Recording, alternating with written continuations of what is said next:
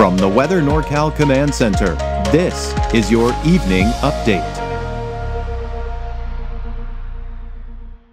Dennis's Heating and Air Conditioning is Northern California's premier heating and air conditioning contractor. From residential housing, large commercial projects, installation to repair, sheet metal fabrication, and everything in between, we are your go-to heating and air conditioning specialist.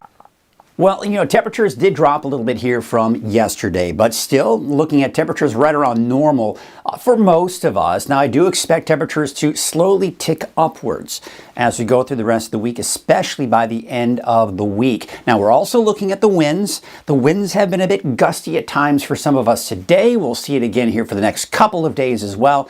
In fact, Wednesday, we may see a spike in those winds picking up, but still no major wind events heading our way anytime soon. Now, again, that warming trend as we approach the weekend, cooler with showers this weekend. Yeah, I put that inflection there with the question mark because there's still some discrepancy in those long-range forecast models, some making it cooler and wet, others making it not so cool, not so wet either. Now we take a look at those wind gusts here as we go into tomorrow morning. Yes, they're picking up and then picking up again here for tomorrow afternoon, mainly coming in from the north and northwest. Now look at Wednesday. Look at the winds, especially Wednesday morning. We could see gusts upwards of 30 miles per hour, especially in the valley, and some gusty winds there in the foothills east of the valley, especially a lot of those canyons. As we go into Wednesday afternoon, the wind's still a little gusty at times, but they may begin to subside a bit here for the end of the week. Here's your neighborhood forecast at a glance for tomorrow. It looks like we're going to be looking at dry conditions and temperature-wise, about the same. Really not seeing much change here going into tomorrow. Let's go and take a look at the big picture here. So really what we have right now and what's going on is the storm track. Now we look at the storm track as the track that the storms follow, right? So you've got all these storm systems off to our north, and they're mainly going to be moving over the Pacific Northwest and just clipping Northern California, but for the most part, missing us. And what that means is, yeah, it's going to keep our temperatures at bay. It's not going to get too terribly warm, but the rain, the snow, and the higher elevations, that's all staying to our north. So see this storm system right here? That moves to the east. Look at this storm system right here. That stays to our north. You got some rain moving through the Pacific Northwest. This storm system I've got my eyes on. So as we get toward the end of the week, there you can see a very weak ridge of high pressure. So some slightly warmer air moves in, and that's going to allow our temperatures to increase, probably somewhere in the low to mid 80s for your daytime highs for your Thursday and Friday of this week. This storm system, this is where the forecast models begin to diverge. This particular forecast model is going to take it down to the south. It's going to do a couple of things. As we go into the weekend, we're going to see our temperatures drop, and it would bring, of course, that chance for rain.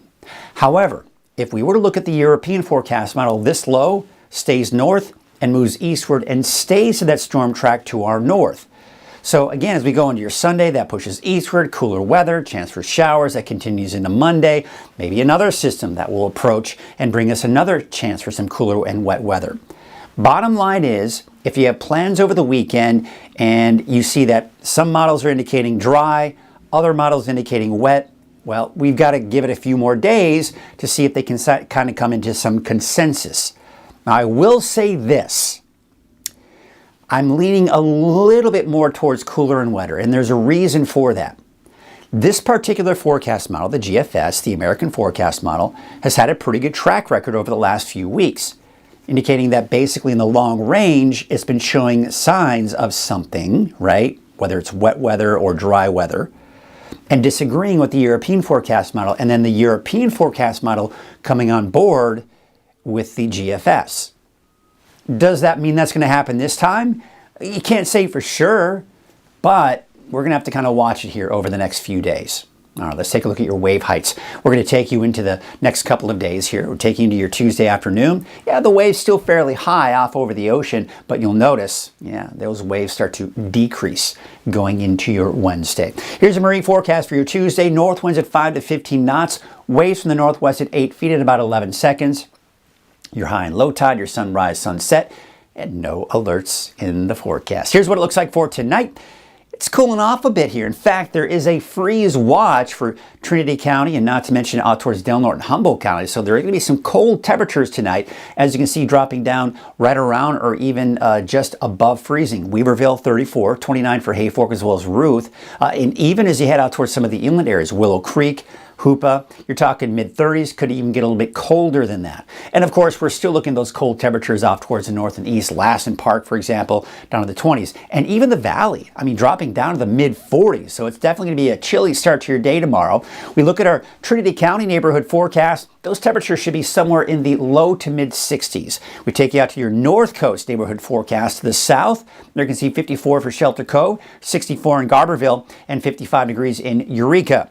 Taking you up north, look for high of 59 for Klamath, 59 for Orleans, and 65 degrees in Willow Creek. Your Siskiyou County neighborhood forecast, those temperatures in the mid to upper 50s, although as you start heading into those higher elevations to the north and east, you're talking about temperatures right around 50 degrees. Dry conditions, maybe that chance for showers. Now, you'll notice here in the 7-day outlook for everyone, Saturday, Sunday, Monday, I've got the chance in there. We'll be able to really fine-tune these 3 days here as we start kind of progressing over time over the next few days. Let's take a look at your Eastern Mountains neighborhood forecast, where temperatures there will mainly be in the 60s for your daytime highs. One of the warmer spots may be in Quincy with about 71, right around 70 for places like Paradise.